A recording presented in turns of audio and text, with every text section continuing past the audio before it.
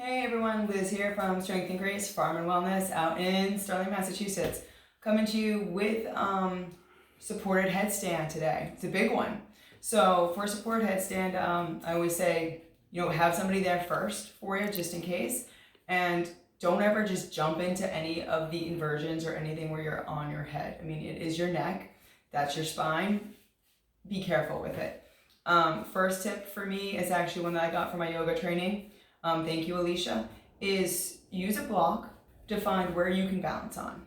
So you're going to take that block and you're going to place it on your head and you're going to try to find that balance point, okay? And so for me, my balance point is actually pretty far forward just because I've got the Simmons flat spot in the back. So I've got kind of a point right here, okay? So I'm a little bit of a cone head, but not really. So right there for me is kind of where I know I have to balance, okay? So just getting used to having that spot being activated, so connecting to that, okay? The next one is gonna be about the hands, okay?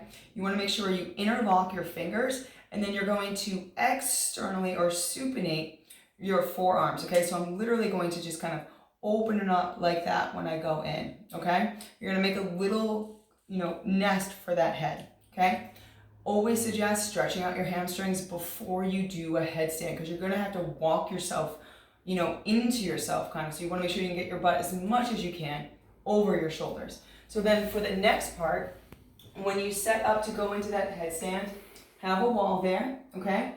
And you're going to take your hands and you're going to bring them around and wrap your upper arms, okay? This way here, I pretty much know that my elbows are going to be directly underneath my shoulders, which is really important because it adds more stability. You always want to, if possible, stack joints on top of joints. So I'm going to put those elbows right here, okay? And then again, I'm going to take those hands, I'm going to interlace them, and I'm going to open up. So I'm supinating my forearms, okay? Then I'm going to place my head into that little cradle. Oh, girls, always have a low ponytail. High ponytail always gets in the way, makes it really, really challenging. So low ponytail. Okay, so I'm just gonna double check real quick. Get that supination. Find that spot where my head was. Okay, then I'm gonna come up and I'm just gonna start to walk forward. Now I'm going to be pushing my forearms into the ground, walking forward. And maybe you just get to used to hang out here. Okay, and then maybe you get one foot up.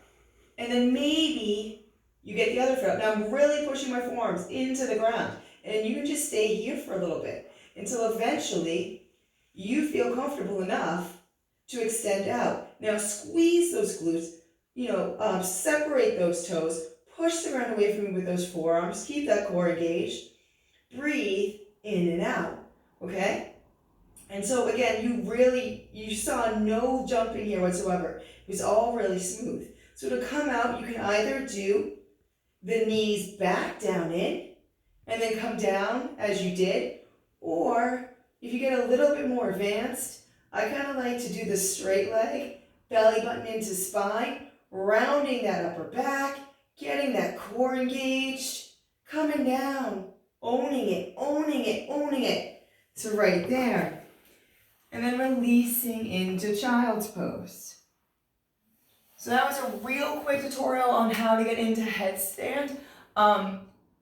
Go slow, have a friend there, support your spine, breathe in and out, okay? It took me a long time to get there, so don't think that you can just do it right away. If you have any questions, you can DM me or visit the website, www.strength-grace.com. Thanks, bye.